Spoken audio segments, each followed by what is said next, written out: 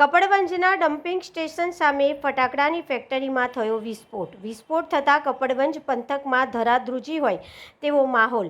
ઘટનામાં 5 થી 6 લોકો થયા ઈજાગ્રસ્ત। જ્યાં બ્લાસ્ટ થયો ત્યાં મકાનના ભૂક્કા બોલાઈ ગયા, આખું મકાન તૂટી ગયું। વિસ્ફોટની જાણ થતાં લોકોના ટોળે ઘટના સ્થળ પર ઉમટી પડ્યા। ઘટનાની નજીકના વિસ્તારમાં આવેલા ગામોમાં પણ લોકો બહાર દોડી આવ્યા। ગેરકાયદેસર રીતે ધમધમી રહી હતી ફટાકડાની ફેક્ટરી।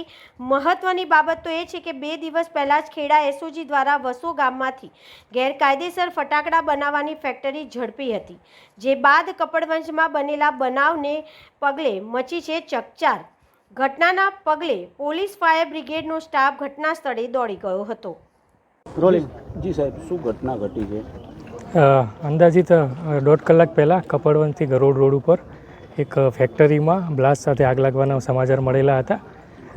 ફાયર બ્રિગેડની અને બધી ટીમો ઘટના સ્થળે તાત્કાલિક પહોંચી ગઈ હતી, પોલીસની ટીમ પહોંચી ગઈ હતી। હાલના સમાચાર મુજબ 2 લોકો ઈજાગ્રસ્ત થયેલ છે અને તેમાંથી એક જણને અમદાવાદ અને એક જણને નડિયાદ આપણે હોસ્પિટલ ખાતે ખસેડેલ છે।